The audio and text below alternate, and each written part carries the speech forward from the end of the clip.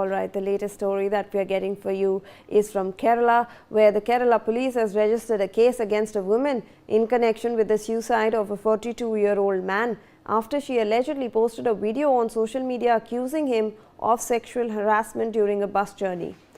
Kozhikode Medical College Police registered the case against Simjatha Mustafa of Vadakara under charges of abetment to suicide, an officer has said.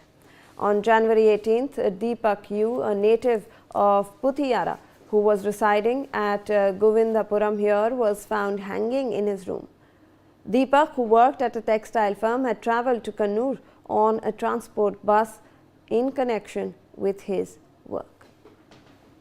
Joining us on the broadcast is my colleague Belly Thomas with more on this. Belly, the Kerala case, the Kerala police has now registered a case against a woman.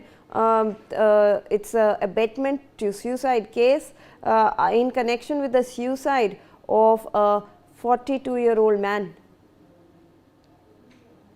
Now, Shivani, the Kerala police have taken a case of abetment to suicide against this woman who managed to become viral with 20 lakh viewers watching her video of allegedly blaming or allegedly accusing this particular passenger in a bus that he inappropriately touched her, is what she said. So this 42-year-old man from Kerala, he had died by suicide after the video surfaced on social media, in which this woman who had accused him of sexually harassment on the local bus. So the incident occurred on Sunday morning. The man, who has been identified now as Deepak U, was a resident of Kozhikode, Govindapuram, and he was found hanging at his room when his parents tried to wake him up after around 7 in the morning.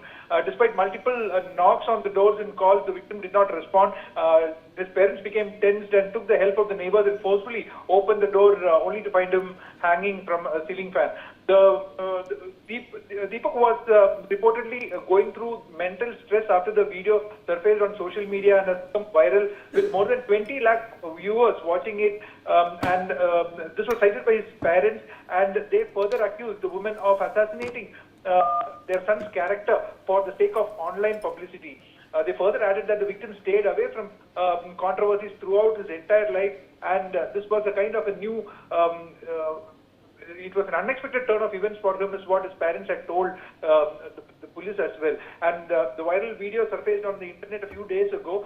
The woman claimed that the victim allegedly touched him inappropriately several times while traveling on this crowded bus from the Payanur railway station to a bus stand. And the relatives of the victim alleged that as soon as the video surfaced on the internet, the man was subjected to massive online abuse, trolling, which led to severe mental stress, and unable to deal with it, the man had taken the extreme step.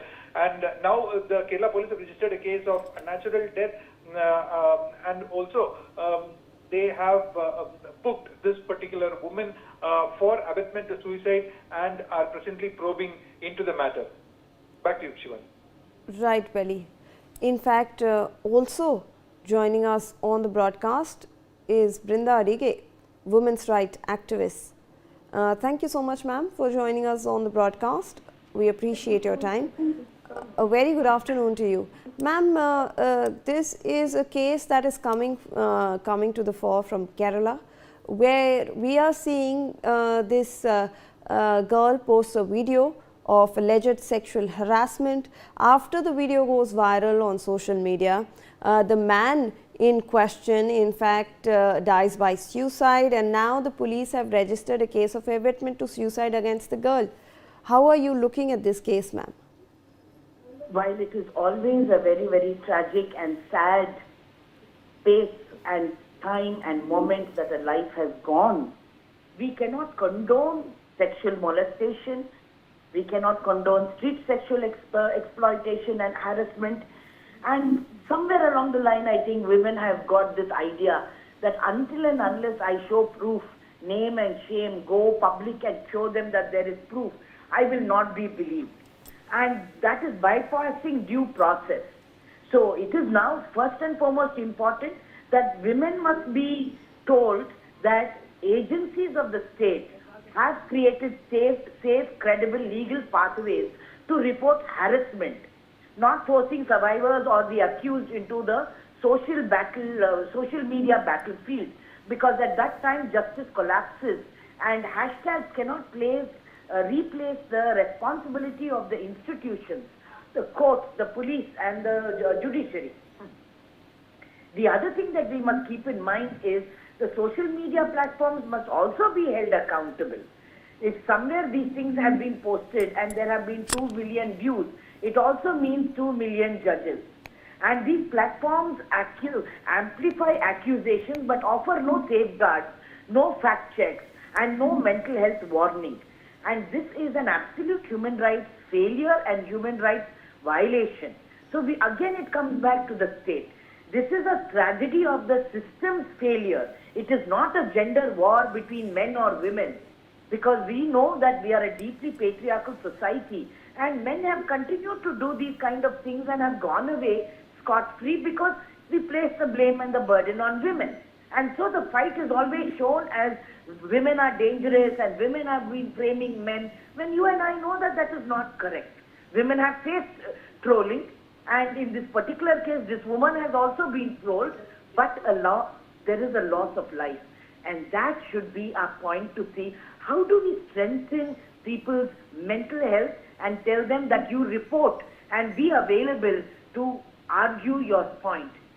At this point, I can only say that the grievance mechanisms, the redressal mechanisms, a weak policing, we have lost the trust and the credibility of the courts, and this zero accountability has resulted in the death of this person. Right, ma'am. And also when we are looking at such incidences, ma'am, how sensitively should we, handle this, even our authorities, ma'am? No, you're absolutely right. The person is at fault or not at fault is not for us to decide just now, because our laws are very clear.